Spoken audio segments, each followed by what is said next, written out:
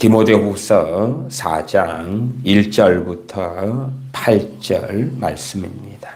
디모데후서 4장 1절부터 8절까지 제가 읽습니다. 하나님 앞과 산자와 죽은 자를 심판하실 그리스도 예수님 앞에서 그의 나타나실 것과 그의 나라를 두고 엄히 명하노니 너는 말씀을 전파하라. 때를 얻든지 못 얻든지 항상 힘쓰라. 범사에 오래 참음과 가르침으로 경책하며 경계하며 권하라. 때가 이르리니 사람이 바른 교훈을 받지 아니하며 귀가 가려워서 자기의 사욕을 좇을 스승을 많이 두고 또 그 귀를 진리에서 돌이켜 허탄한 이야기를 좇으리라. 그러나 너는 모든 일에 신중하여 고난을 받으며 전도인의 일을 하며 내 직무를 다하라. 관제와 같이 벌써 내가 부음이 되고 나의 떠날 기약이 가까웠도다. 내가 선한 싸움을 싸우고 나의 달려갈 길을 마치고 믿음을 지켰으니 이제 후로는 나를 위하여 의의 면류관이 예비되었으므로 주 곧 의로우신 재판장이 그날에 내게 주실 것이니 내게만 아니라 주의 나타나심을 사모하는 모든 자에게니라. 아멘.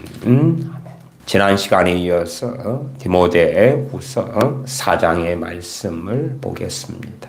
참 점점점 세대가 사도 바울께서 애언하고 또한 성령의 감동으로 기록된 그 세대가 되었기 때문에 4장 3절에 때가 이르리니 때가 이르면 때가 이를 것이다. 때가 이르렀지요. 그때가 언제입니까? 이 시대지요. 이 시대.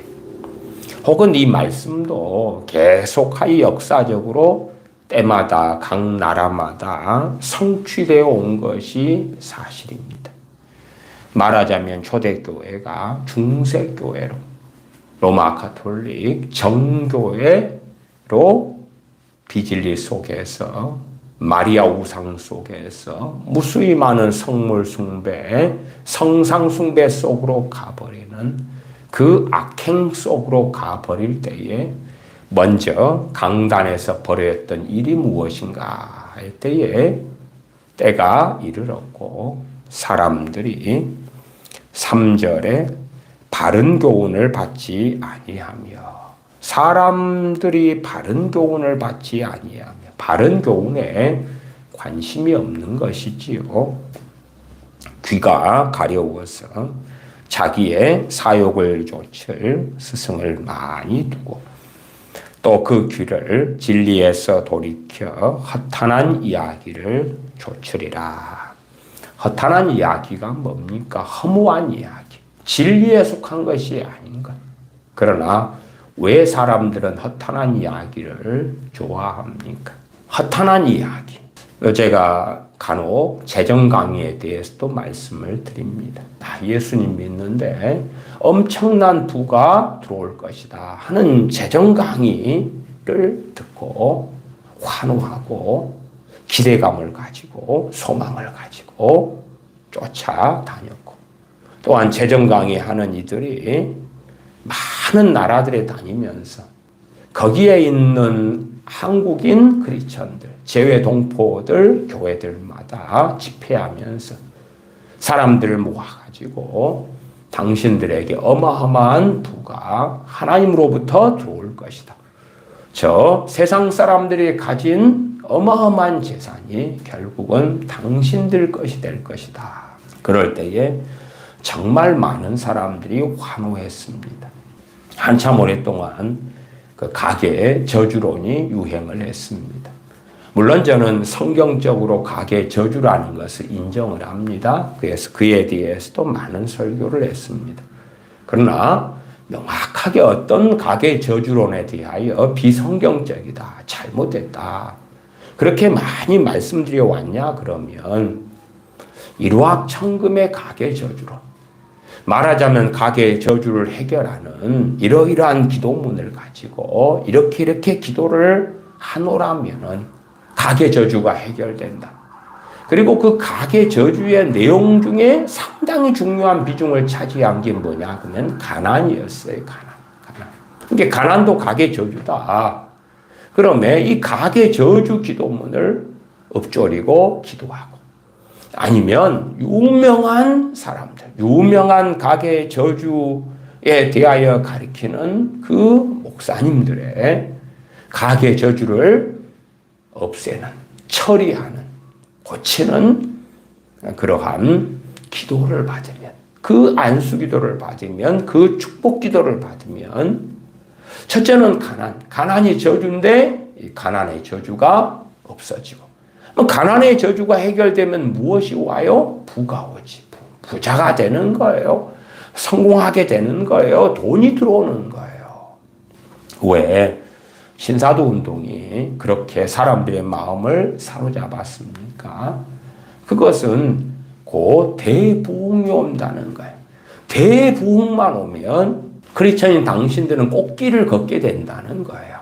너무 행복해질 거고, 성령 충만할 거고, 당신의 가족들도 구원받을 거고.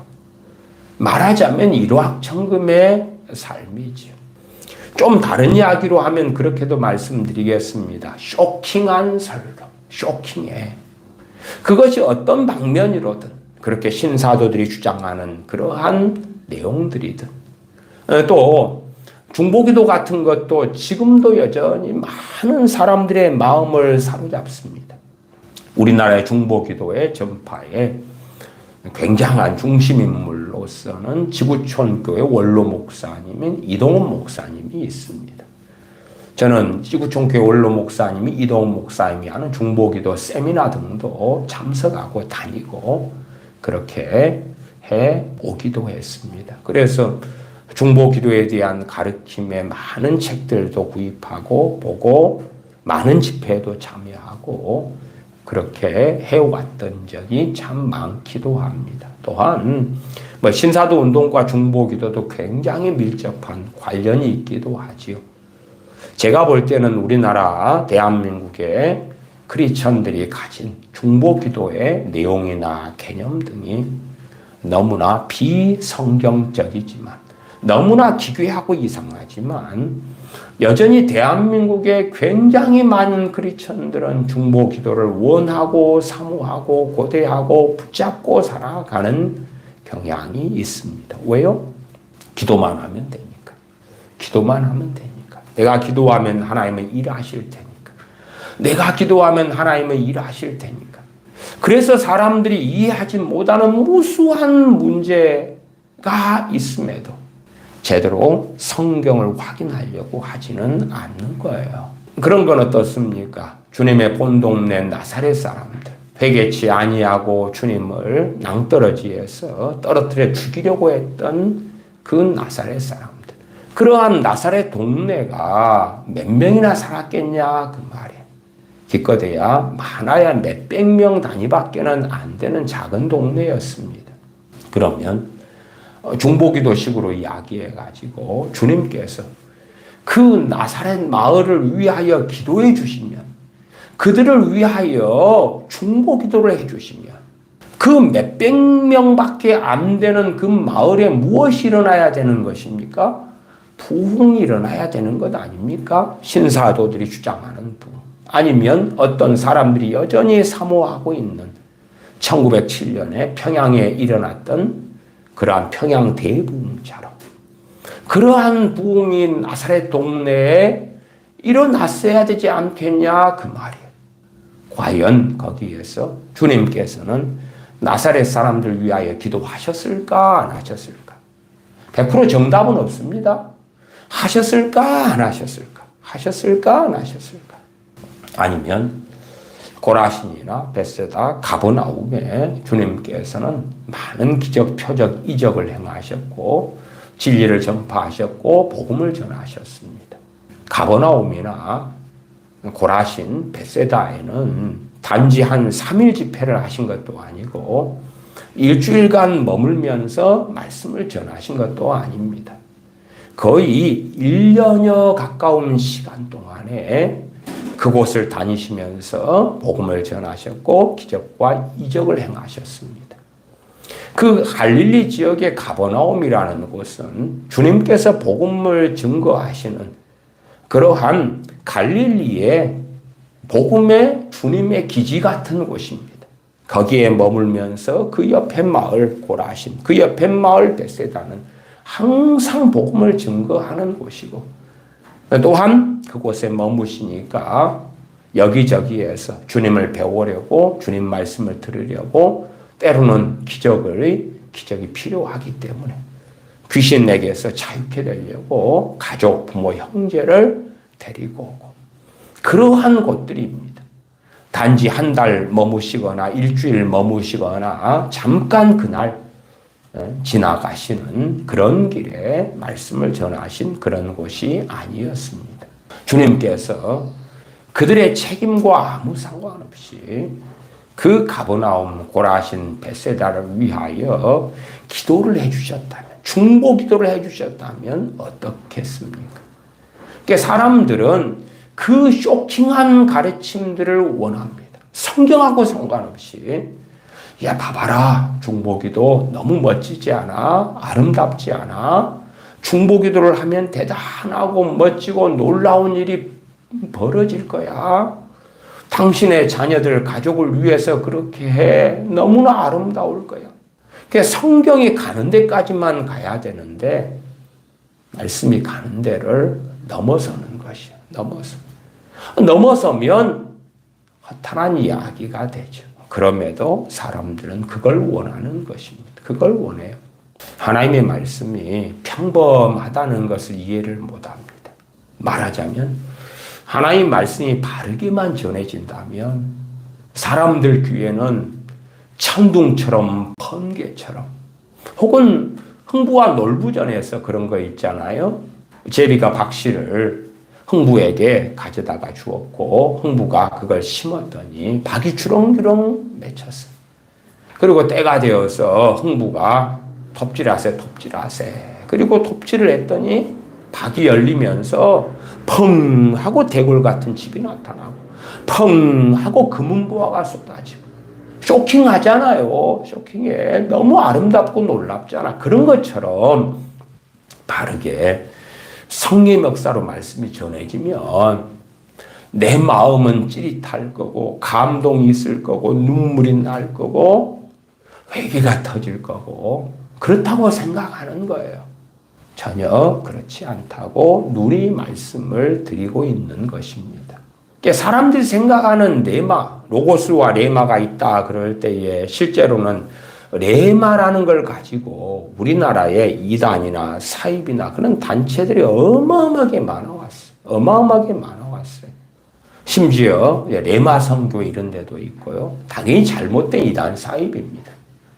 레마라는 걸 이용해서 로고스는 명백한 성경 66권 하나님의 말씀이고 레마는 이제 그 성경을 이용해서 성령께서 내게 역사하시는 말씀. 어떤 면에서 굉장히 주관적이고 자의적이 되죠. 그러나 생각해 보세요. 쇼킹한 말씀이 있다고 해요. 쇼킹한 말씀. 내 마음에 너무 감동적인 말씀이 있어요. 그러면 우리 크리스천들은 어떻게 받아들이기를 좋아해요? 레마다. 제가 설명하는 레마에 대한 이야기는 전혀 그런 이야기가 아니고 그런 레마는 잘못된 거다. 심지어 정말 대한민국에 지금도 여전히 유행하고 있는 하나님의 음성 듣기가 있어요. 그 중에서 가장 안전하다고 생각하는 하나님의 음성 듣기 한 유형이 뭐냐 하면 성경을 통하여 듣는 거다. 그건 정말로 위험한 것이거든. 성경을 통하여 듣는 것이다. 그래서 제가 지난 시간에도 큐티를 가지고 감동을 받고 큐티를 가지고 찌릿해지고 큐티를 가지고 감동을 받은 구절들을 자기 마음대로 해석하고 자기 마음대로 적용하는 그러한 어리석음에 대하여서도 말씀을 드렸고 또한 전에서부터 드려왔어요. 그러한 큐티 방식도 어떤 면에서 성경을 통하여 하나님의 음성 듣기가 되겠죠. 성경을 통하여. 성경 읽으면서 내 마음에 감동이 오는 구절들을 찾는 거예요. 물론 성령님께서는 그렇게 역사하십니다. 그렇게 역사하세요. 그러나 문제는 어떤 말씀을 가지고 내 마음에 그 말씀을 읽을 때 감동이 안 온다고 칩시다. 말씀 66권 로고스는 맞는데 내게 감동이 안 와. 그러면 그건 무슨 일입니까? 그건 무슨 일이에요? 우리가 말씀을 상고하고 들으면서 마음에 감동이 올 때에 그게 성령의 역사일 수도 있고 내 육일 수도 있어요. 전제가 그런 것입니다.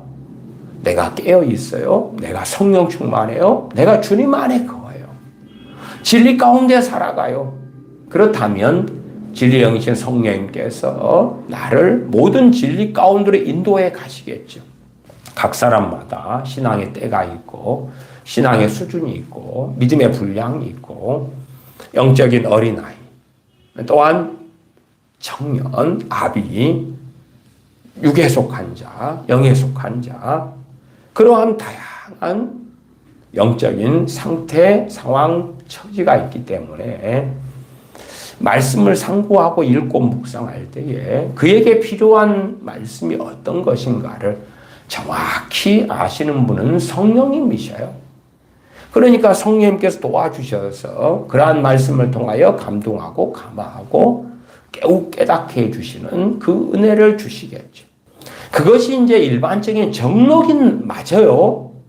그러나 과연 어떤 말씀에서 내가 깨어있지 않고 성령 충만하지 않고 또한 심지어 성령 충만하다 할지라도 내 때마다 상태가 틀려요.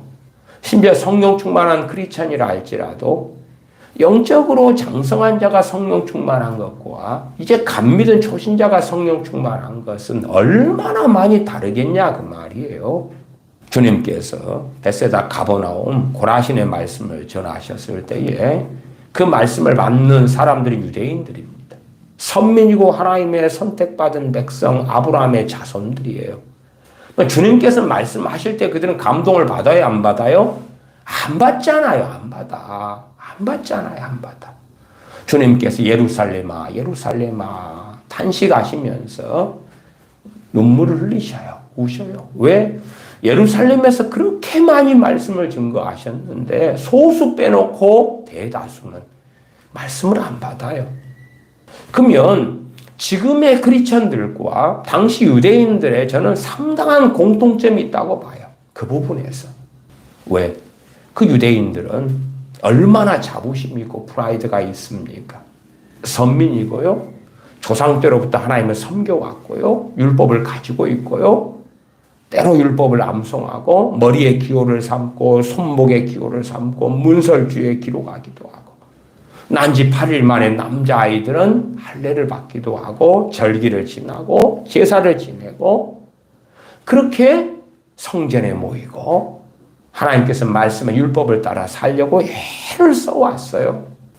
어쨌든 시대마다 조상들마다 달랐지만 하나님 보시는 관점하고 유대인들이 스스로 생각하는 건 너무 달랐다고 주님은 명확히 증거하시지만 어쨌든 그들의 생각 속에서는 자신들의 아버지는 하나님이시고 자신들의 조상은 아브라함이고 그래서 아브라함은 또한 우리의 아버지가 된다. 그렇게 증거하는 유대인들. 그러니까 하나님의 선민인데 정말 메시아가 오셔가지고 말씀만 증거하면 우리는 감동을 받지 않을 수 없고 은혜를 받지 않을 수 없고 위로를 받게 되고 복을 받게 되고 말씀 역사할 수밖에 없다고 고대하고 기대하고 생각하고 있었다 그 말이에요. 우리 주님께서 오셔서 말씀을 전하실 예루살렘에서든 가버나움에서든 혹은 갈릴리 주님의 본동네 나사렛에서든 고라신 베세다에서든 말씀을 증거하셔요. 근데 문제는 대다수의 유대인들에게 감동 감화가 없는 거예요. 감동 감화가 없어. 그러니까 내게 감동 과마를 따라가는 내 말을 따라가는 것에 심각한 위험성이 거기에가 있죠. 거기에가. 근데 이제 디모데후서 이 4장 3절 4절로 한다면 지금 시대의 상당한 크리스천들은 어떠한 메시지, 어떠한 설교, 어떠한 가르침에 감동 감화를 받겠어요? 다시 4장 3절 4절을 보십시다. 때가 이르리니 사람이 바른 교훈을 받지 아니하며 귀가 가려워서 자기의 사욕을 좇을 스승을 많이 두고 내 사욕, 내 욕심에 따른 가르침에 감동 감화를 받아요. 내가 원하는 것, 내가 갈망하는 것, 그냥 말씀에 있는 평범한 것에 감동을 못 받는 거예요. 그래서 구원파나 이요한파나 이런 자들처럼 특별한 걸 듣고 어떤 놀라운 깨달음을 얻으려고 그래요. 놀라운 깨달음이 있어서 깨달음을 통하여 찌릿하고 짜릿하고 내가 뭔가가 된 것 같아. 그럼 그건 성령의 역사. 그건 주님이 나와 만나 주신 거. 그런 게 없어. 주님께서 말씀을 증거하실 때에 얼마나 많은 바리새인들이, 율법학자, 서기관들이 주님 말씀을 듣고 적개심에 불타오르고 분노가 일어났는가. 아니 저 양반이 메시아라면, 저 양반이 말씀을 전하면 우리는 이스라엘의 스승이고 모세의 자리에 앉아있는데 말씀을 맡은 자인데 우리에게 정말 저 나사렛 예수라는 이가 메시아라면, 그리스도라면 우리에게 말씀을 전하면 우리의 마음은 너무나 기뻐지고 행복해지고 감사가 솟아나고 하나님을 경외하며 솟아나고 우리의 놀라운 변화도 있을 수 있고 그럴 걸 기대하지 않겠냐 그 말이에요. 사람들은 어떤 설교를 듣고 일조일석에 변화되려고 그래. 일조일석에 짧은 시간에 순식간에 나를 변화시키는 놀라운 설교를 원해요. 그런 설교들 같은 것들이 인기를 끌죠. 여전히 유튜브 같은 데는 명설교라 이렇게 앞에 제목을 붙이는 설교들은 인기리에 많은 사람들이 듣습니다. 왜 듣겠어요? 조회수가 첫째 많고 명설교라 명설교자라 붙이는 사람들이 대한민국 교회에서 유명한 사람들 혹은 미국 교회 등에서 알아주는 유명한 사람들, 저 유명한 사람들의 설교를 들으면 나는 정말로 특별한 걸 얻게 될 거야. 나는 특별한 변화가 일어날 거야. 그 유명한 아무개 목사님이 반드시 기도응답을 받는 방법, 그렇게 설교 그런 제목 내용으로 설교를 했더니 조회수가 200 몇십만 조회수가 나왔더군요. 왜? 반드시 기도응답을 받는 방법이라며. 주님께서 그 대한민국 유명한 아무개 목사님한테 제대로 못 배우셔가 그런 것 같아. 아니 주님께서 반드시 기도응답 받는 나사렛을 위하여 어떻게 기도하면 나사렛 사람들이 회개하고 주님 영접하고 변화될 것인가? 가버나움 사람들을 어떻게 위하여 기도하면 그들에게 부흥이 일어날 것인가? 어떻게 예루살렘을 위하여 기도하면 예루살렘에 부흥이 일어날 것인가? 정말 하나님을 경외하는 예루살렘 사람들, 정말 신앙의 중심, 세계의 중심이 되는 것 같은 그 복된 예루살렘이 될 것인가? 그러니까 주님께서 그 비법을 못 배워버리신 거지. 못 배워버리신 거야.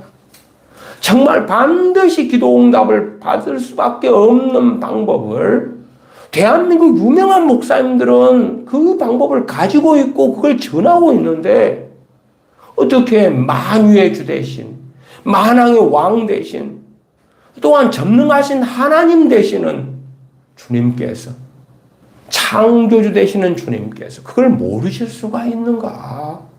주님보다 더 탁월하고 나은 사람들이 너무 많은 거죠. 너무 많아요. 그러니까 그 쇼킹한 방법 답을 얻으려는 거예요. 얻으려고 그래요. 사도행전에 베레아 사람들에 대한 이야기가 17장에 나오죠. 사도 바울이 말씀을 증거해요. 베레아 사람들이 그걸 들어요. 당연히 주 예수 그리스도의 복음이 증거되죠. 그러면 그것이 마음에 물밀듯이 들어와 가지고 막 눈물이 나고 감동이 되고 회개가 터지고 그 말씀을 증거하는데 바로 성령이 임하시면서 성령 충만을 받게 되고 방언이 나오고 애언이 나오고, 아마 그랬다면 베레아 사람들이 그렇게 말씀이 그러한가 하고 살펴보지 않았을 것 같아요. 말씀을 가지고 사도 바울은 해석을 했고 설명을 했죠. 이 말씀이 이런 뜻이다. 구약의 이사야다. 우리 주 예수님에 대한 애언이다. 그럼 이 말씀이 이런 뜻이고 이렇게 성취가 되었고 이렇게 이루어졌다. 그러니 예수 그리스도께서 너희들의 구주시다. 너희들의 구원자시다. 너희들의 주님이시다. 그런 것을 증거할 때에 마음에 너무나 와서 와 너무 기쁘도다 즐겁도다 감사도다 그랬다면, 그러나 그렇게 하지 않았던 거지. 그러니까 사도 바울이 말씀을 가지고 설명하고 해석하고 가르친 것을 가지고 정말 그러한가 하고 살펴보는 거예요. 연구해 보는 거예요. 우리가 생각하는 것처럼 사도 바울이 말씀을 증거했다 할지라도 감동, 감화가 있고 그런 것이 아니니까. 그러나 사람들은 무조건 어떤 말씀, 어떤 메시지가 증거될 때에 내 마음에 감동, 감화가 오는 것. 그걸 이제 이단 사이비들이 사용하는 레마의 개념으로 이야기한다면 어떤 메시지가 전해졌어. 와, 레마가 주어졌어. 아니면 그 관점으로 자기의 사욕적으로 성경을 해석하는 구절들을 읽으면서 감동, 감화가 오는 거예요. 그러니까 그 구절은 뭐가 되는 거예요? 레마가 되는 거예요. 레마가 돼. 잘못된 의미에서, 잘못된 관념 속에서. 그리고 그걸 붙잡고 사는 거야. 너무나 은혜롭다. 너무나 좋아. 너무나 감사해. 너무나 기뻐. 그렇게 해서 붙잡는 거예요. 왜? 비진리, 잘못된 성경에서 잘못된 이해를 가지고. 그러나 그것이 내 마음을 기쁘게 하고 위로를 주고 소망을 주는 허탄한 이야기니까. 허탄한 이야기니까. 그 허탄한 이야기를 쫓아요. 왜 신사도 사람들이 그렇게 인기를 끌고 많은 사람을 현혹하는 게 가능했습니까? 거기에는 애언이라는 게 있어요. 애언. 애언을 통하여 사람들이 듣고 싶은 것보다 더 아름다운 것을 해주는 거예요. 너 앞으로 너가 원하는 건 재산이 한 10억 되는 거지. 아니야, 그까이 거. 재산 1000억 될 수 있어. 1000억. 아니, 저는 단돈 사실은 1억만 있어도 만족하는데요. 아니, 저는 빚이 이렇게 많은데 일단은 빚만 다 갚아줘도 만족할 것 같아요. 그러면 애언을 통해서 야, 그까이 것 염려하지 말아라. 빚은 금방 다 갚아질 거고 너가 원하는 몇억 수준이 아니라 몇십억, 몇백억 그러한 것이 주어져. 저는 빚만 갚고 전세방이라도 하나 있으면 좋겠어요. 아니야. 한강변에 있는 빌딩이 주어질 거야.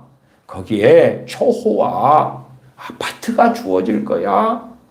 그 정도로 꿈을 꾸고 바라고 소망을 가져야지. 그렇게 째째한 거 가지면 안 돼. 봐봐. 내 입을 넓게 열라. 그리하면 내가 채우리라 그렇게 말씀했잖아. 입을 좀 넓게 열라니까 넓게 열어. 주님께서는 작은 팔레틴에서 공생의 생활을 하셨고 죽으시고 부활하시고 승천하셨어요. 사도들은 팔레스틴 유대 땅을 넘어서서 전 세계 방방곡곡으로 또한 주님의 제자들은 흩어졌지요. 그러면 주님은 너무 스케일이 적은 거라. 그렇지요? 그 예루살렘을 가지고 울거나 하시기보다 지구본을 끌어안고 세계를 끌어안고 요한 웨슬리 목사님이 했던 것처럼 세계는 나의 교구다. 그렇게 막 끌어안고 기도하고 통곡하고 울고 선포하고 선언하고 그러면 얼마나 멋지겠어요. 이 나라는 변화되라 바꿔져라 달라져라. 주님께서 이 땅에 오셨을 때에 세계 인구는 기껏해야 한 2억 명밖에 안 됐어요. 뭐 지금 같은 때 전 세계에서 가장 인구가 많은 나라 인도, 두 번째가 이제 중국이죠. 인도가 중국을 진즉 추월했잖아요. 뭐 14억 몇 천만 명? 일반적으로 뭐 중국도 14억을 넘게 보고 이야기합니다. 그러면 14억이 넘는 그 나라, 복음이 풀어질지어다, 부흥이 일어날지어다, 회개가 터질지어다, 구원의 역사가 나타날지어다. 아니 세계 인구 2억도 제대로 못 끌어안았을 때에 그러한 사도들이나 주님의 제자들인데 지금은 인도 국가에 거 14억쯤이야 내가 중보기도 하고 선포하고 선언하고 그런 놀라운 역사가 나타날 것이야. 내가 끌어안고 기도할 거야. 인도를 끌어안고 기도하는 것이야. 좋지요. 귀하지요. 귀해. 그러나 많은 경우에 허탄한 이야기가 진리를 바르게 해석함보다 제멋대로 해석하고 이용하고 오용하고 남용하고 그 허탄한 이야기가 증거될 때에 사람들의 마음에 너무 와닿는 거예요. 너무 와닿는 거예요. 쇼킹한 이야기죠. 다른 말로 하면. 매일 먹는 식사 밥이 아니라 우리가 기억하는 것은 뭐 좋은 호텔에 가서 혹은 좋은 아주 비싼 맛있는 식당에 가서 먹는 식사만 쇼킹하기 때문에 우리의 기억 속에 많이 남아있을 거 아니에요. 매일 먹는 밥이 매일 우리가 가정에서 하는 식사가 우리의 건강을 유지하는 핵심이 되어지죠. 물론 요즘에는 원체 1인 가구가 많아서 편의점에 있는 도시락 등을 통하여 먹는 이들이 많습니다만은 그래도 정상 어떤 3인 이상의 가정, 가구로서의 예시로 말씀을 드리는 거예요. 집에서 먹는 집밥. 그러나 뭘 먹었지? 그렇게 막 쇼킹하게 기억나지 않을런지 몰라도 그러한 것들이 사람을 살리고 건강을 유지하게 하는 그러한 양식이 육신 내에 있어서는 되지요. 하나님의 말씀도 일조일석에 우리를 변화시키지 않아요. 그러나 사람들 그런 걸 원하는 거라. 성령 충만도 우리를 일조일석에 변화시키는 게 아니에요. 그러나 일조일석의 한순간에 나만이 아니라 내 자식을, 내 남편과 아내를, 부모, 형제를 변화시키는 그러한 성령 충만을 나는 원해요. 그렇게 하는 거죠. 사도행전 20장에 사도 바울이 이제 곳곳에 다니면서 고별 인사하고 작별 인사하면서 예루살렘으로 가는 여정이 나왔습니다. 그 가운데 드로아에 7일 동안을 머물 때에 한 다락방에서 말씀을 증거하지요.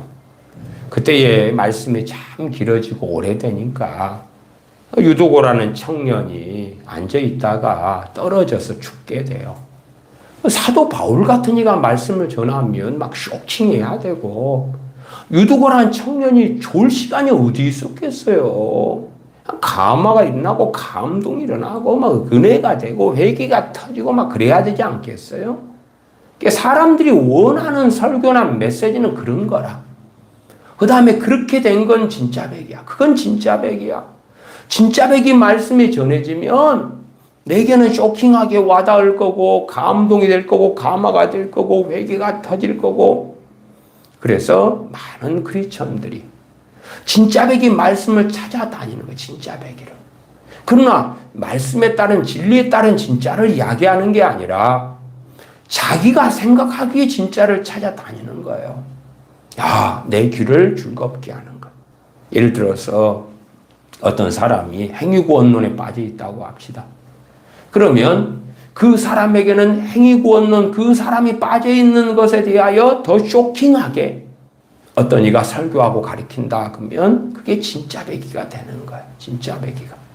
어떤 사람이 극단적인 어떤 회개에 매여 있는 사람이다. 그러면 그 극단적인 회개를 가지고 전해주면 나하고 똑같은 걸 전하는 사람이 있잖아요. 그러면 쇼킹해. 소위 굉장히 은혜로울 수도 있다. 그 말이에요. 그런 것처럼 그 사람의 귀를 어떤 방편으로든 어떤 방식으로든 귀를 즐겁게 하는 그런 메시지를 원하는 거예요. 디모데후서 4장 3절에 때가 이르리니 사람이 바른 교훈을 받지 아니하며 귀가 가려워서 자기의 사욕을 좇을 스승을 많이 두고, 새번역 성경으로 4장 3절 하반절을 좀 읽어드리면 귀를 때가 이르면 이렇게 될 것인데, 하반절에 귀를 즐겁게 하는 말을 들으려고 자기네 욕심에 맞추어 스승을 모아드릴 것이다. 귀를 즐겁게 하는 말을 들으려고, 귀를 즐겁게 하는 말. 내 입장에서.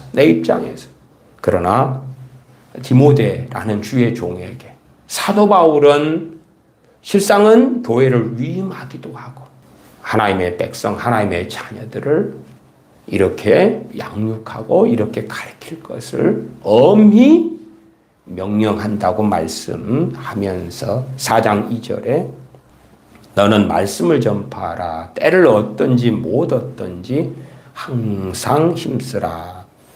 범사의 오래 참음과 가르침으로 경책하며 경계하며 권하라. 디모데는 정말 보통 주의 종은 아닙니다. 디모데 같은 주의 종은 감독을 세우는 사람이고 장로를 세우는 사람.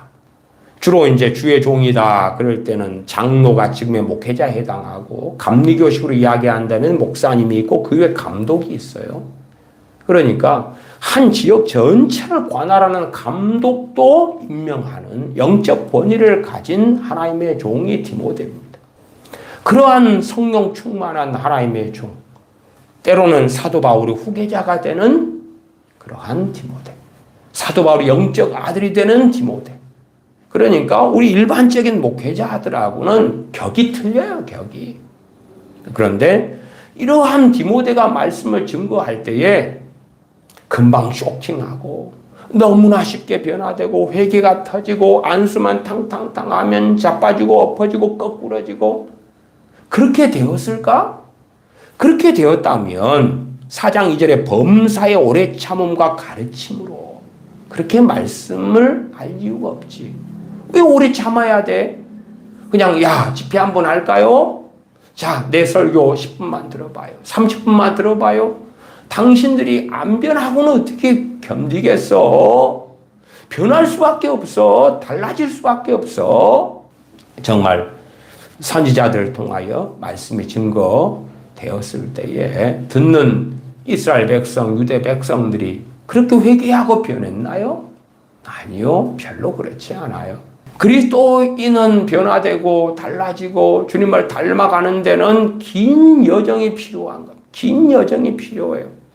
그래서 믿음을 통하여 새 사람이 되고 의롭게 되고 거듭나는 그러한 로마서의 놀라운 말씀들 가운데서도 로마서 12장 2절에는 너희는 이 세대를 본받지 말고, 아니 로마 교인들의 믿음과 사랑과 소망으로 살고 있는데 이미 이 세상을 본받는 그러한 어리석은 것은 이미 뗐어야 될 것 같은데, 아니요, 주님 배울 때까지 이 세대, 이 세상, 마귀가 이 세상의 신인 그러한 곳에서 살아가는 세태, 진리하고 상관없는 그러한 비진리와 육체를 따라 살아가고 각자 욕망을 따라 살아가는 세대 세상 사람들, 그들을 본받지 말아라고 계속하여 경계하고 권면하는 그러한 메시지를 사도 바울은 증거할 수밖에 없는 거예요. 너희는 이 세대를 본받지 말고 오직 마음을 새롭게 함으로 변화를 받아. 믿음으로 살고 사랑으로 살면 다 변화됐어. 이제 합격이야, 합격. 하산하거라. 그렇게 될 것 같은가? 그렇지 않아요. 우리가 자격증 시험 보는 것은 공부를 부지런히 하거나 어떤 기능 기술을 익힌 다음에 시험 봐서 합격 점수를 받았어. 자격증이 나오지. 됐어요. 하산하세요. 이 자격증 나왔어요. 됐어요. 신앙은 그런 게 아니에요. 신앙은. 내가 되었다, 잡았다, 섰다. 그럴 수가 없는 거예요. 그럴 수가 없어. 그러니까 어떠한 교회보다 당시의 로마 교회는 칭찬받는 교회, 또한 주님을 위하여 고난받는 교회에 속하고 믿음과 사랑으로 살아가는 교회임에도 너희는 이 세대를 본받지 말고 오직 마음을 새롭게 함으로 변화를 받으라고. 변화받을 것은 너무나 많고 마라톤하고 비교할 수 없이 그 여정은 길거든요. 길어. 에베소서 4장 22절은 너희는 유혹의 욕심을 따라 썩어져가는 구습을 좇는 옛사람을 벗어버리고, 에베소서 1장에는 이 믿음과 사랑으로 사는 당시 에베소서를 받는 에베소 교회, 그 믿음 좋은 사랑 가운데 살아가는 에베소 교인들이고, 그래서 에베소 1장에는 하나님의 예정, 하나님의 선택에 대한 말씀들이 나와 있어요. 그럼에도 불구하고 너희는 유혹의 욕심을 따라 썩어져가는 구습을, 옛습관을 좇는 옛사람을 벗어버려라. 그렇게 권면하고 있는 거예요. 권면하고 있어. 히브리서에는 얼마나 많은 권면들, 경책들, 또한 경계들이 많습니까? 경책은 책망하는 걸 경책이라 그래요. 경계하는 것. 조심해라. 이렇게 하면 안 돼. 이건 위험해. 혹은 이렇게 해야 돼. 꼭 그렇게 해야 돼. 히브리서 3장 8절은 노하심을 격동하여 광야에서 시험하던 때와 같이 너희 마음을 강팍해 하지 말아라. 마음을 강팍해 하지 말아라. 참으로 주님을 닮아가며 주님 앞에 살아가는 데는 긴 여정이 필요해. 우리의 귀가 가리워져서 내 마음을 즐겁게 하고 쇼킹하는 메시지들을 찾아서 다닐 때에 내 마음은 강팍해 되어져 가죠. 그리고 점점점 미혹 속에 빠져 들어가는 거예요. 소위 일확천금을 주는 것 같은 메시지, 그런 설교. 어느 기도원이 있는데 그 기도원은 3일 비상기도를 하는 기도원인데 우리나라에 꽤 유명하기도 해요. 왜냐하면 3일만 그 기도원에서 비상기도 그런 걸 하면 응답되는 역사가 나타난다는 거예요. 저 명성교회 김사만 그 목사님의 명성교회가 왜 그렇게 부흥하고 성장했겠어요? 많은 이유가 있어요. 그 중에서 어쨌든 상당히 중요한 이유가 뭐냐 그러면 특별 새벽 기도회입니다. 특세입니다. 특세. 21일간 특세. 자녀가 수능을 볼 때 되면 자녀 수능을 위한 특세. 그런 걸 하니까 쇼킹한 걸 기대하죠. 놀라운 걸 기대하는 거예요. 놀라운 걸 기대해. 새벽마다 와서 설교를 듣고 기도를 하고 될 줄로 믿습니다. 그러니까 심지어는 전 세계 대한민국의 방방곳곳에서 명성교회가 특세한다 그러면 사람들이 모여들었어요. 거기에서 하는 특세를 통한 어떤 프로그램, 내용, 메시지 너무나 귀를 즐겁게, 너무나 좋아. 나의 교회 다닐 거야. 여기서 신앙생활 할 거야. 멋지고 아름답고 복된 일이 벌어질 거야. 너무나 좋아. 그것이 그 교회의 놀라운 성장의 그러한 비결이 되었더랬죠. 그런 것처럼 어떤 교회는 우리 교회는 중보기도하는 교회인데요. 우리 교회의 교인들이 혹은 중보기도 팀원들이 중보기도만 해주면 기도는 반드시 응답되는 거예요. 땅에 떨어지는 게 없어요. 정말 하나님께서 우리를 기뻐하셔요. 전에 제가 그 세den교회 소광석 목사님, 전에 증경 합동 총회장이었지요. 소광석 목사님의 주일 설교를 들었더니 그런 이야기를 하시더라고요. 자기는 지금까지 하나님께 기도해서 하나도 응답 못 받은 것이 없다고. 물론 단 하나 응답 못 받은 게 있다고는 이야기하십니다. 자유교회 장로님을 국회의원 후보로 내놓고 하나님께 그렇게 되게 해달라고 했는데 그거 하나 안 됐다 그럽니다. 그거 하나. 정말 단 하나. 이 장로님을 국회의원이 되게 해주세요 했는데 그거 하나만 안 되고 그 외에는 응답받지 못한 것이 하나도 없다고 주일날 이야기합니다. 그러면 교인들 입장에서는 꼭 누구 기도만 받으면 돼요? 그 소강석 목사님, 세eden 교회 소강석 목사님의 기도만 받으면 응답받는 거예요. 아, 목사님, 내 자식을 위해 기도를 해주세요. 목사님, 내 엄마를 위해 기도해 주세요. 목사님, 아무개를 위해 기도해 주세요. 꼭 부탁드려요. 그래서 이제 그런 큰 교회 입장에서는 부목사님들도 많고 교육자도 많잖아요. 담임 목사 되시는 그 소목사님이 소위 친히 어느 가정에 가서 예배를 드리려면, 그러면 그걸 원하는 가정은 어마어마하게 할 텐데, 일주일에 뭐 5가정 간다 그래도 교인들을 1년에 돌 수가 없잖아요. 너무 많으니까. 선별할 수밖에 없는 거예요. 선별해. 예, 저 소강석 담임 목사님이 와서 가정 예배를 인도해 주신다네. 그러면 정말로 그냥 뽑고 뽑아서 그렇게 해야 돼. 좀 안 좋은 말로 이야기하면 돈이 상당히 많은 돈을 준비해 가지고 그렇게 해야 돼. 그렇게 해서 보고가 올라가야지 그분이 출동하시는 거예요. 그리고 이제 단 한 번 외에는 기도가 응답받지 못한 적이 없는 그 목사님이 그 가정에 가서 예배를 드려주고 기도를 해주는 거예요. 기도를. 무엇을 원하는 거? 목사님, 이걸 위해서 기도를 해주세요. 담임 목사 입장에서는 소 목사님, 뭘 원하시오? 내놔보시오. 될지어다, 이루어질지어다, 축복합니다. 다 될 거 아니야, 다 돼.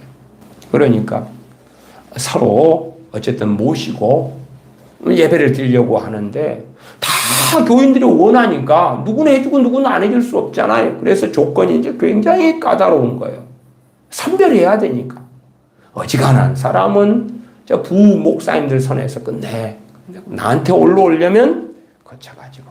아, 이러이러한 가정이 있는데요. 이 가정이 이번에 목사님 개인 사역을 위해서 5천만 원 헌금하고요. 세eden 교회를 위하여 5천만 원 헌금하고. 그래서 토탈 이번에 1억을 가지고 왔어요. 가야지. 내가 가서 세게 축복기도 해주고 그들이 원하는 걸 들어줘야지. 하나님께서 응답하실 수밖에 없게 해야지. 그러니까 그런 걸 추구하고 좋아하죠. 자기에게 정말 쇼킹한 메시지. 제가 최근에도 고린도 전서를 통하여 고린도 교회가 바울에게 속한 자라. 나는 바울에게 속한 자라. 나는 아볼로에게 속한 자라. 나는 게바에게 속한 자라. 나는 그리스도에게 속한 자라. 그렇게 파당이 분당이 나누어진 것에 대하여서도 함께 살펴보았지. 그러면 어떤 사람들은 왜 사도 바울이 말씀을 전하는데 감동을 안 받아? 나는 베드로 사도께서 말씀을 전하면 그렇게 은혜가 되더라.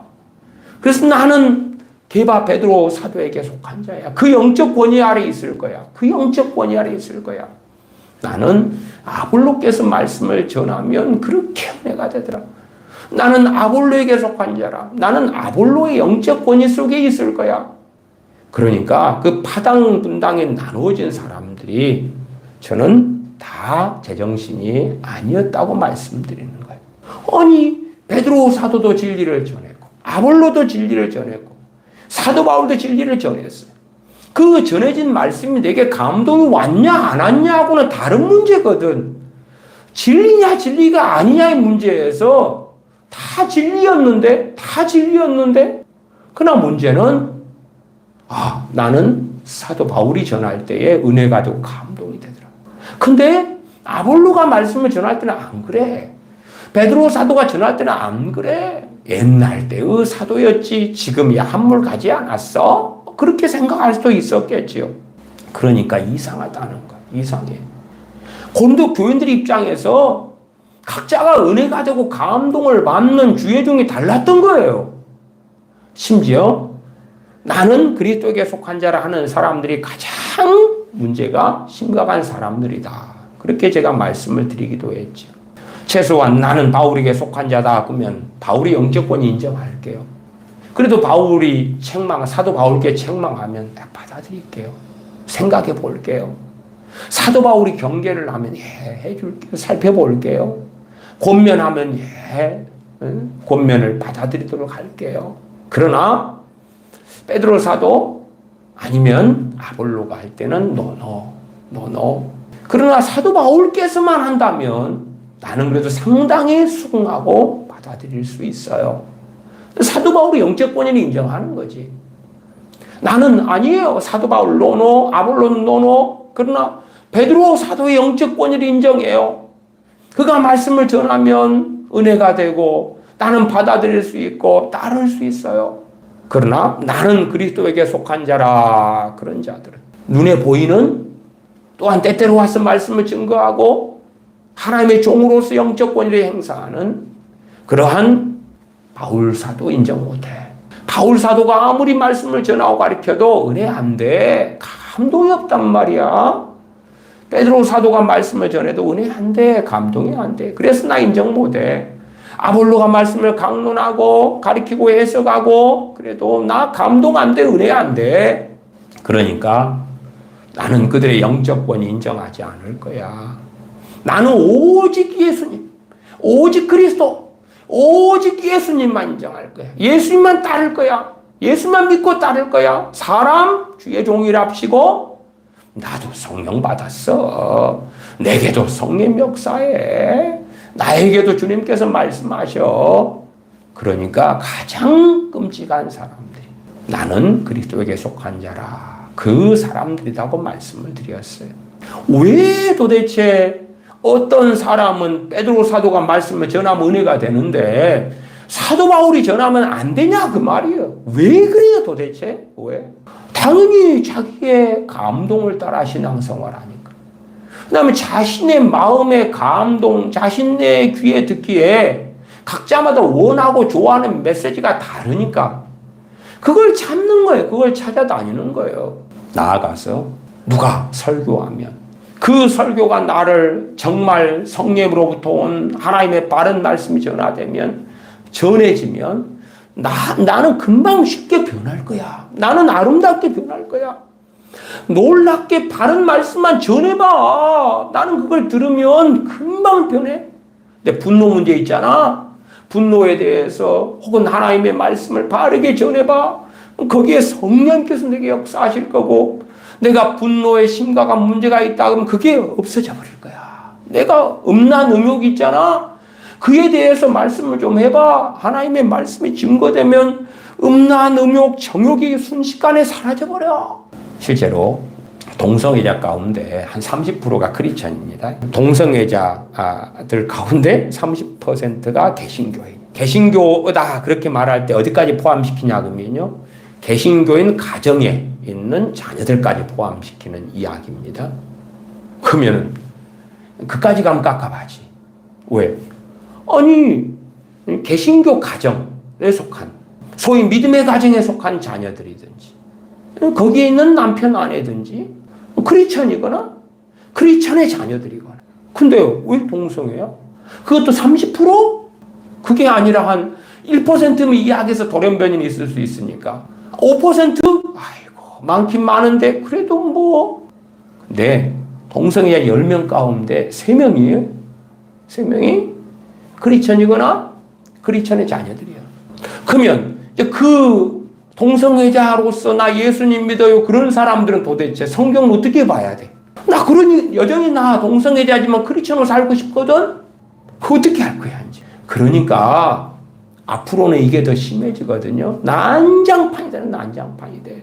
교인들인데 예배드리고 앉아있는데 자녀들이 앉아있는데 동성애자들이야. 미국 교회야 진즉 복잡해.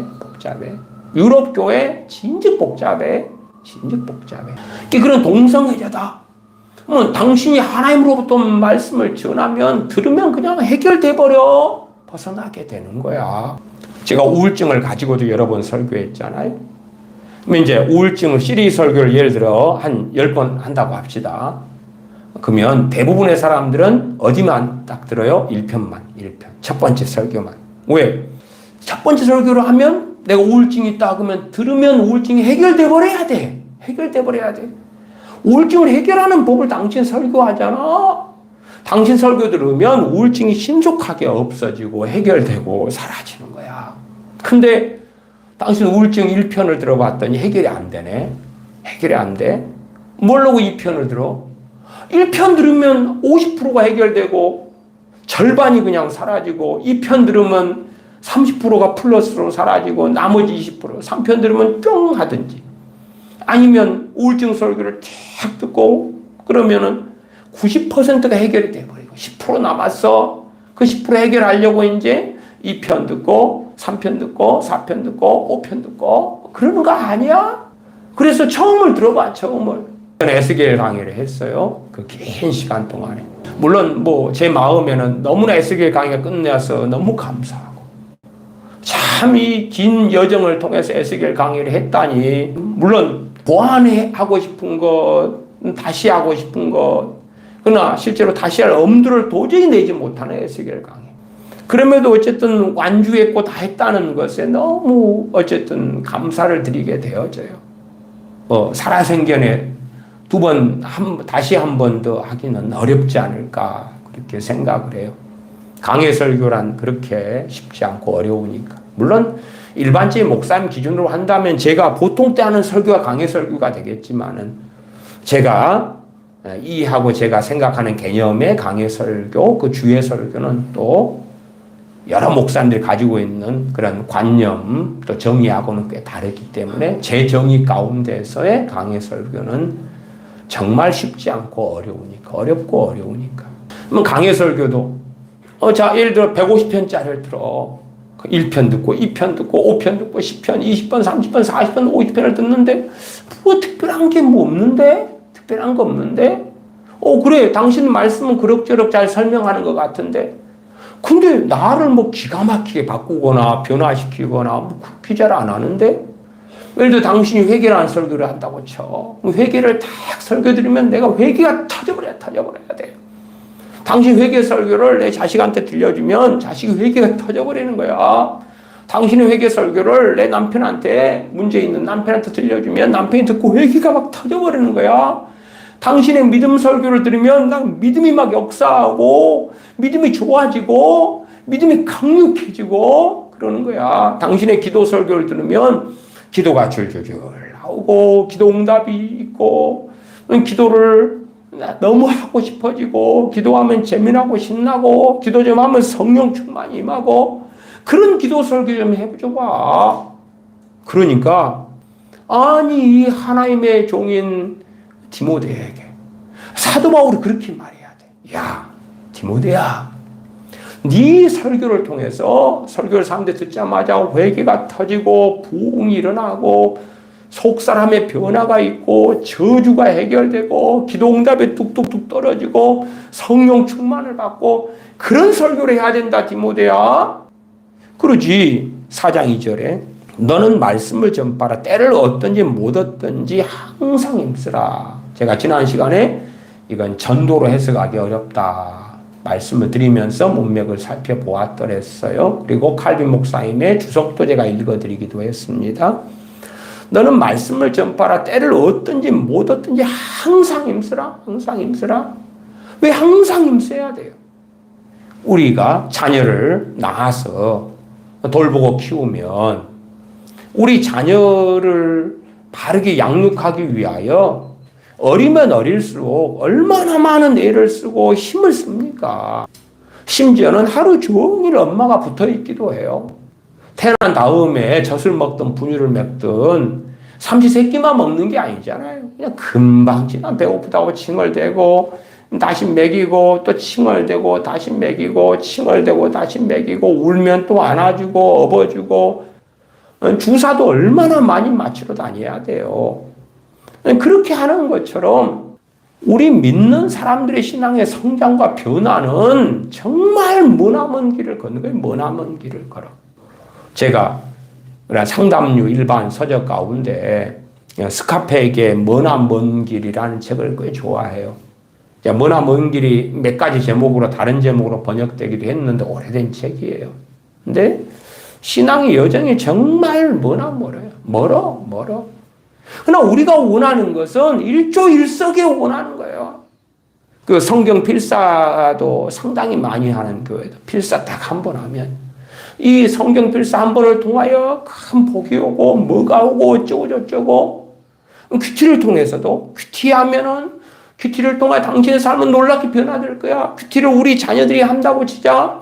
큐티를 통하여 이런 변화 저런 변화가 있을 거야. 이런 간증하고 저런 간증하고 소위 현혹을 시키는 거죠.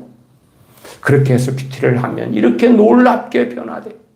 제가 옛날에 서정희 씨가 어느 교회, 온누리교회인데요. 거기에 이제 다닐 때에 서세원 씨하고 다니고, 그리고 이제 서세원 씨하고 여러 문제 속에서 큐티를, 온누리교회 하는 교회니 큐티를 계속 이 서정희 씨가 해왔어요. 그래가지고 큐티 책을 발간했어. 자기가 한 큐티 그 성경 본문을 관찰하고 해석하고 적용한 것을 크게 책을 냈어요. 제가 그래서 그 정삼진 목사님 제자들 교회 세미나를 갔을 때에 서정희 씨가 와서 그 출판 사인을 하면서 책을 팔았거든요. 그때 제가 그 서정희 씨가 판 그 책을 사고 서정희 씨한테 사인을 이렇게 해가지고 이렇게 뭐 손정훈 목사님께 뭐 해존 뭐 그러면서 이제 좀 몇 개 말 써주고 그렇게 하더라고요. 이게 소위 이제 그 큐티를 통해서 자기 남편 서세원 씨가 얼마나 그 큐티하는 동안에 어려움을 겪고 큐티를 통하여 어쨌든 남편의 변화, 아름다운 변화가 나타났다는 그런 이야기죠. 그러나 그때 이후로 시간 좀 흘러가니까 이미 다 알지요. 결국은 서세원 씨 캄보디아에서 사망하고, 이제 서정희 씨야 이제 나이 60대라도 이뻐서 또 새로 연애도 하고 뭐 또 한다고 합디다마는 실상은 당시에 썼던 큐티의 책 내용, 그에 대한 간증들이 다 거짓말이었다는 건 지금이야 이제 다 백일하에 드러나고 아는 내용이 되죠. 그러나 당시에는 그렇게 믿었어. 그렇게 내가 남편을 위해 중보기도를 하고 남편은 목사까지 만들고 큐티를 하면서 이 인고의 시간을 겸겨냈는데 하나님께서 해피엔딩하게 해주셨다고. 정말로? 정말로? 그때는 그런 것 같았지. 당시가 한 2005년 되었던가요? 그럴 4년 5년인가 그럴 때였던 것 같은데 벌써 20여 년이 지났네요. 안 그랬잖아요. 안 그래. 사람들이 그런 걸 좋아해. 그런 걸. 큐티라면 큐티를 통해서 일확천금, 혹은 뭐 오병이의 캠프다 그러면 그 캠프를 통한 일확천금, 이 집회만 참석해봐. 놀랍고 멋지고 아름다운 일이 벌어질 거야. 그런 것처럼 설교도 마찬가지. 정말 놀라운 설교를 듣고 싶어. 아니면 평이하다면 이왕이면 다홍치마라고 유명한 목사님, 명성이 있는 분, 명예가 있는 분, 이름값이 있는 분, 대형교회, 초대형교회 목사님의 가르침. 나 그런 거라도 추구하고 원해. 어쨌든 한 사람의 믿음의 성장의 과정은 왜 사도 바울이 디모데에게 4장 2절로 말씀하겠는가를 살펴야 돼요. 너는 말씀을 전파하라. 때를 얻든지 못 얻든지 항상 힘쓰라. 범사의 오래 참음과 가르침으로 경책하며 경계하며 구원하라. 경책한다는 건 책망한다고 말씀드려요. 책망한다. 책망하면 누가 좋아해? 어떤 소수의 변태 아니고서야 책망하면 힘들어요. 괴로워요. 거기에서 이제 당신 영적 권위 인정 안 할 거야. 쉽게 그래. 고린도 교회 교인들이 때로는 아볼로 와서 말씀을 전하고 가르칠 때에 나 아볼로 인정 안 해. 난 사도 바울 인정할 거야. 왜 사도 바울 안 오신대? 어느 때 사도 바울이 와서 말씀을 전하니까 나 지난번에 왔다 가신 베드로 사도님 그분이 인정해. 그분의 영적 권위 인정해. 근데 왜 베드로 사도께서 안 오신대? 난 사도 바울 당신 말씀에는 은혜 안 받아. 당신 말씀에는 감동 감화가 없어. 내 마음을 찌릿하게 하는 그런 게 없다니까. 당신이 설교하고 당신 진짜 하나님의 사람이면 성령의 임재가 당신이 말씀을 잘 나타나면서 찌릿찌릿해지고 은혜가 되고 기쁨이 되고 위로가 되고 아니면 하나님의 음성이 들리고 막 은혜를 받고 은사를 받고 그렇게 돼야 될 거 아니야? 내가 나를 살펴보니까 아무것도 없구만. 아무것도 없어. 당신도 한물 갔어 이제. 다시 말하면 영적 권위를 인정하지 않는 것이죠. 영적 권위를. 책망해야 돼. 경책해야 돼. 경책. 책망해야 돼. 아마 책망, 경책하는 걸로 갔을 때에 당시의 교회든 지금의 교회는 더 심하겠지. 영적 권위를 인정하지 않는 사람들 훨씬 더 많겠지. 왜 나를 야단쳐? 내 나이가 몇 살인데? 당신이 뭔데? 그걸 책망을 안 받아. 안 받아. 그럼 경계하며 내가 다 알아서 해. 내가 알아서 해. 뭘로 이래라 저래라 경계해. 이걸 조심해. 이걸 주의해라. 왜 그래? 알아 다 알 거야. 구원하라 구원면하라. 이걸 하세요. 저걸 하세요. 이렇게 하셔야 돼요. 이렇게 사셔야 돼요. 이러한 길을 걸으셔야 돼요. 듣기 싫어. 정말 당신이 하나님의 종이면 내 머리에 탁탁 손 얹지 막 성령 충만이 오고 성령이 알아서 막 해버리고 내 자녀들의 머리를 탁탁 터치하면은 성령 충만이 임해버리고 하나님의 임재가 나타나버리고 놀랍게 변화돼 버리고 당신의 설교 조금 하면 봐봐 저 고넬료 가정에 베드로 사도 가서 복음을 전하니까 듣는 자들에게 성령이 임했잖아. 야 그런 일이 벌어져야 돼. 그게 진짜 백이야. 최소한은 뭐 그것이 눈에 잘 보이지 않는다 할지라도 당신이 바른 하나님의 종이고 말씀을 전하면 내 마음이 찌릿하고 감화가 되고 눈물이 나고 은혜가 되고 그러면 당신 진짜 맞아 진짜 맞아 인정해 줄게. 그러한 길을 사람들이 걸어요. 점점 사람들의 마음에서는 바른 교훈은 멀어지죠. 다시 4장 3절 때가 이르리니 사람이 바른 교훈을 받지 아니하며 바른 교훈에서 멀어지는 거예요. 그 사람들이 생각하는 바른 교훈이란 대한민국이나 미국 교회나 지금 시대의 크리스천들이 생각하는 바른 교훈이란 내 귀를 즐겁게 해야 돼. 새번역처럼 귀를 즐겁게 하는 말을 들으려고 자기네 욕심에 맞추어 스승들을 모아드릴 것입니다. 귀를 즐겁게 하는 말, 귀를 즐겁게 하는 설교, 귀를 즐겁게 하는 가르침. 그걸 찾아서 떠돌아다니는 거예요. 정말 당신의 설교가 바르면 나를 금방 바꿔버릴 거예요. 내가 주여와 씨름하고 싸우고 너희 마음을 강팍해 하지 말아라.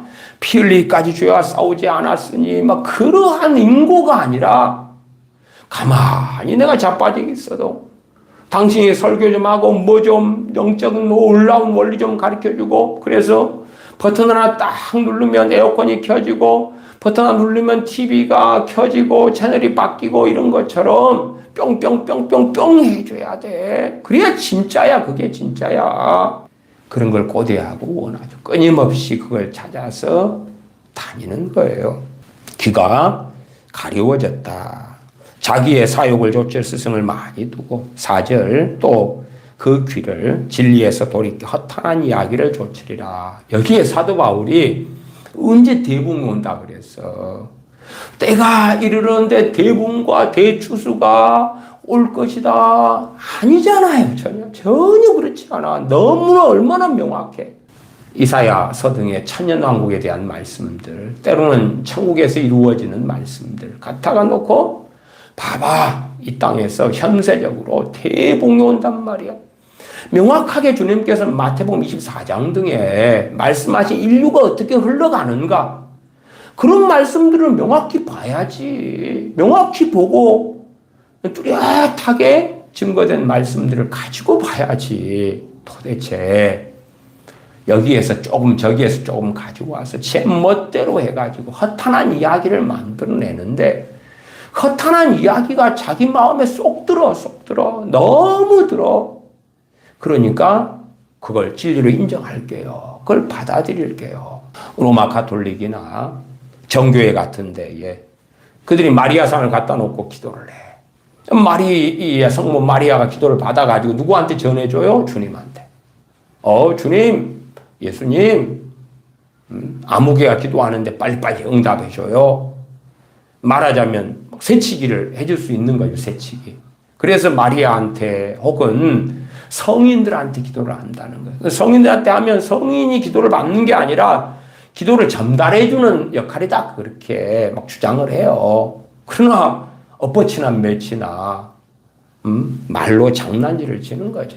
어쨌든 성인한테 딱 기도를 하면 그 성인이 기도를 받아가지고 새치기를 해주는 거야. 기도 응답해줘야 할 사람 너무 많은데, 그러나 지금 순서로 따져가면은 뭐 7억 5,630 뭐 어떤 번째인데 100번째로 넣어줄게요.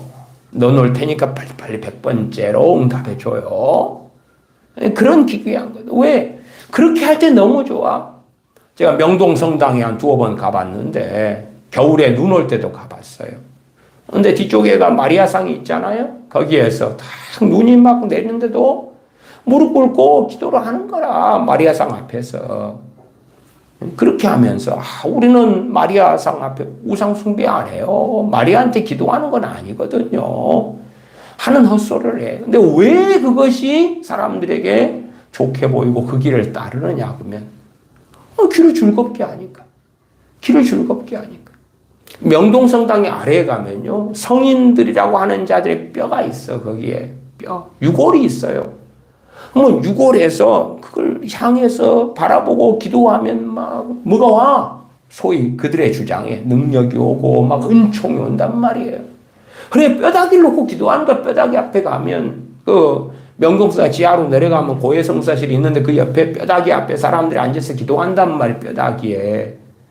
그래서 어떤 김대건 신부 뼈다귀 같은 경우는 각 성당들 흩어져 있잖아. 그 영험한 능력 있는 뼈다귀. 왜? 성인의 뼈다귀니까. 그래서 그 뼈다귀 앞에서 막 옛날 같으면 그냥 주무르고 만졌을 텐데 지금은 유리관으로 쫙 싸가지고 그 안에 넣어놨으니까 만지지는 못해. 이제 옛날 같으면 만지면 더 영험한 능력을 얻을 텐데 더 영험한 은혜가 소위 역사가 나타날 거고.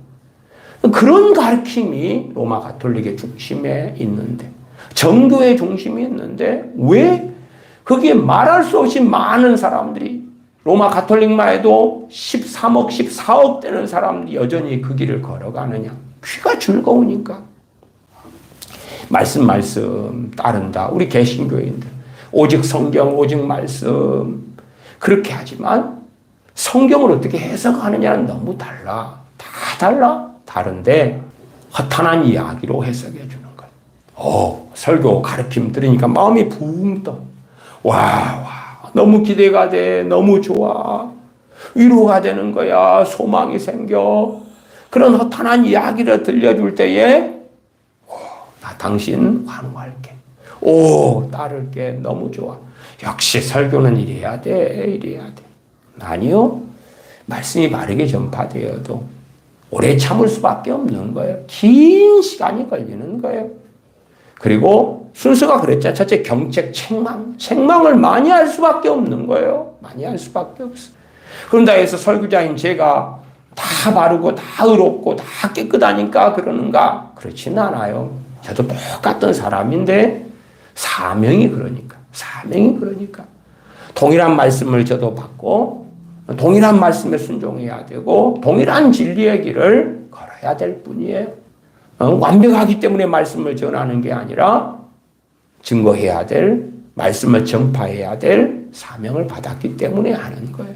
경책하며 책망하며 경계하며 권하라. 오래 참음으로, 가르침으로 오래 참고 가르치는 거죠. 계속 오래 참고 가르치면서 책망하는 가르침, 경계하는 가르침, 권면하는 가르침을 계속해야 하는 거예요. 허탄한 이야기가 아니라 사람들의 귀를 즐겁게 하는 그런 말이 아니라. 5절입니다. 그러나 너는 모든 일에 근신하여 개정개혁반에 신중하여 그렇게 번역했습니다. 새 번역이나 공동 번역은 정신을 차려서 그렇게 했는데 정신을 차려서보다는 신중하며가 더 좋은 번역 같아요. 너는 모든 일에 신중하여 고난을 받으며 고난도 신중하게. 그렇지. 어떨 때는 다메섹에서 청년 사울이 도망가잖아요. 사도들도 피하여 도망가고 주님도 그러실 때가 있었는데 신중하지 않으면 그걸 때로 피해야 될 때 아니에요. 내가 겪을게요. 당할게요. 얼마나 어리석어져요. 때로는 피할 수 없는 고난이 있고 때로는 피하는 것이 지혜로울 때가 많다 그 말이에요. 그러니까 고난을 받아도 신중하게 지혜 가운데서 고난을 받으며. 고난을 받으며도 디모데에게 그러면 되겠어요? 그러면 안 되겠지. 아니, 우리가 생각할 때에 이 하나님의 종인 디모데라면 고난을 받는 게 아니라 행복을 누려라. 기쁨을 누려라. 세상의 부귀영화도 누리면서 그러면서 그 부귀영화의 통로가 돼가지고 나눠주고 베풀어주고 구워주고 너는 정말 하나님이 주시는 아름다운 복들을 누리면서 그러면서 말씀을 전파하고 그러면서 전도자의 삶을 살면 얼마나 좋은가. 그렇게 사도 바울이 애언해주고 말씀을 해주고 그러면 얼마나 좋아요. 면죄부가 될 텐데. 고난을 받으라니. 고난을 받으라니. 그러니까 귀가 즐겁지 않은 거예요. 저도 때때로 말씀에 고난이 굉장한 비중을 가지기 때문에 고난을 주제로 해서 설교를 때때로 할 수밖에 없습니다. 해야 되고. 그러나 그런 것이 뭐가 즐겁겠냐 그 말이에요. 그게 귀를 즐겁게 하지 않아요. 돌아가신 조용기 목사님이나 지금 여의도 순복음교회가 전하는 믿음, 그 믿음은 믿음을 통하여 산이 정복되고 믿음을 통하여 점쟁이 이기고 믿음을 통하여 역사가 나타나고 그러지 히브리서 11장 뒤로 갔을 때 믿음을 통하여 유리 걸식하는 믿음 때문에 믿음의 길로서 또한 모세가 세상의 낙보다도 그리스도와 함께 받는 능욕을 더 기뻐하는 그 믿음의 길. 그런 건 다 제거하는 거예요. 제거해. 믿음을 통하여 4차원의 믿음, 4차원의 영성, 믿음을 통하여 내가 원하는 빌딩을 얻고 내가 원하는 땅을 소유하고 내가 원하는 사람들이 더 멋지고 아름답게 놀랍게 변화되고 믿음을 통하여 내 어려운 문제가 해결되고 그런 식으로만 해서 믿음 설교를 통하여 많은 사람들이 현혹시키고 많은 사람들이 믿음에 대한 잘못된 이해를 가져오고 물론 많은 사람들은 결국은 그 믿음의 가르침을 원했거든. 그 허탄한 이야기가 너무 좋으니까. 그래서 추종하고 따르고 많은 경우에 소경이 되고야 말았다. 5절 하반에 고난을 받으며 전도인의 일을 하며 전도자로 살아라. 앞에는 믿는 사람들에게는 말씀을 때를 얻든지 못 얻든 전파하고 경책하고 경계하고 권면하고 그러면서도 사도 바울 후계자고 사도 바울이 주님 품에 안긴 다음에도 끊임없이 이 땅에 살면서 전도자로서 복음을 증거해야 될 사명이기 때문에 전도인의 일을 하며 전도자로 살아라. 이것도 우리 모든 크리스천들이 어쨌든 다 전도의 부르심은 있습니다만은 그것이 각 개인의 은사나 각 개인이 구체적으로 날마다 살면서 해야 될 것이 전도자다. 그런 이야기는 아닙니다. 이 4장 5절의 말씀은 디모데에게 주어진 거예요. 디모데의 부르심이 전도자다. 그 말이에요. 오중 사역으로 한다면 복음 전도자의 사명이 디모데에게는 있다. 실상은 다중의 사명이죠. 사도 바울은 사도고 그 다음에 전도자였다고 이야기해요. 사도고 전도자고 교사고 때로는 주의 종 목회자고 다 이렇게 전반적으로 다 했지요. 그런 것처럼 디모데는 목회자이고 말씀을 가르치고 때로는 에베소 교회 같은 데 파송돼 가지고 그들의 잘못된 걸 바로잡기도 하고 또한 데살로니가 교회에 환난받는 중인 교회에 찾아가서 그들을 흔들리지 않도록 믿음 가운데 서도록 권면하기도 하고 위로하기도 하고 그렇지만 또한 전도자의 부르심이 있으니 전도자의 일을 해라. 이 전도자의 일을 해라 이런 구절을 갖다가 총동원 전도주의일 때 모든 크리스천들한테 당신들의 제일의 사명은 전도입니다. 그렇게 가면 곤란해요. 난 교회가 사명을 받고 교회가 뒷받침하고 땅끝까지 복음을 증거할 때에 로마에 있는 교인들은 어디에 살아요? 로마에. 에베소 사람들 에베소에 살아요. 그리고 이제 기도하고 후원하고 함께 하면서 보내죠. 디모데를 보내고 사도 바울을 보내고 섬기고 사랑하고. 그러니까 전도인의 일을 하는데도 사실은 전체로 한다면 교회, 그 다음에 개인으로 한다면 그 부르심을 받은 사람들. 다른 사람들은 지체됨 속에서 하나 되어져서 복음을 전파하는 그 일에 함께 수종 들고 섬기는 그러한 것이에요. 그냥 구체적으로 너도 전도, 너도 전도, 너도 전도 그런 것하고는 꽤 다른 이야기가 됩니다. 전도 이내 일을 하며 네 직무를 다하라. 6절 관제와 같이 벌써 내가 부음이 되고 나의 떠날 기약이 가까웠도다. 세번역 성경으로 4장 6절에 읽어드리면 나는 이미 관제는 전제, 부어드리는 제사를 이야기합니다. 이미 부어드리는 제물로 피를 흘릴 때가 되었고 세상을 떠날 때가 되었다. 그렇게 우리가 이해하기 쉽게 의역을 해놨습니다. 전제와 같이 내가 부음이 되고 그 부음으로써 세번역 성경은 제물로 피를 흘릴 때가 되었다. 순교를 이야기하지요. 7절 내가 선한 싸움을 싸우고 나의 달려갈 길을 마치고 믿음을 지켰으니 사도 바울이라도 선한 싸움을 싸웠다. 선한 싸움을 싸웠다. 언제 마감돼요? 이 땅의 삶이 마감될 때에 그 선한 싸움이 끝나는 거지.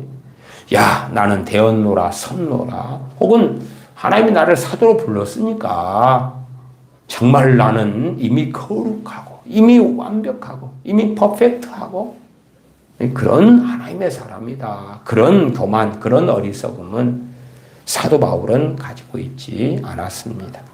내가 선한 싸움을 싸우고 나의 달려갈 길을 마치고 믿음을 지켰으니 이제 후로는 나를 위하여 의의 면류관이 예비되었으므로 주 곧 의로우신 재판장이 그날에 내게 주실 것이니 내게만 아니라 주의 나타나심을 사모하는 모든 자에게니라. 기도하겠습니다. 아버지 하나님, 저희가 말씀을 판단하는 자리에 서서 내 마음을 즐겁게 하는 나를 감동시키는 내가 원하는 일확천금의 가르침, 설교들을 원하는 어리석은 갈망 속에서 허탄한 이야기로 달려가는 삶을 살아왔습니다. 저희 어리석음을 고백하며 용서를 구하오니 긍휼히 여겨주셔서 우리 뱃속에 자리 잡은 무수히 많은 허탄한 이야기들, 허탄한 가르침들을 제거하고 참으로 하나님 말씀을 통하여 하루하루 깨달아가며 알아가며 우리의 변화가 참으로 많이 더디고 더딜지라도 바른 진리 속에 바른 교훈 가운데 전능하신 아버지 하나님을 섬기는 자녀로 한 걸음 한 걸음 한 걸음 딛고 주님을 따르게 하여 주시옵소서. 우리 주 예수님의 이름으로 기도하옵나이다. 아멘.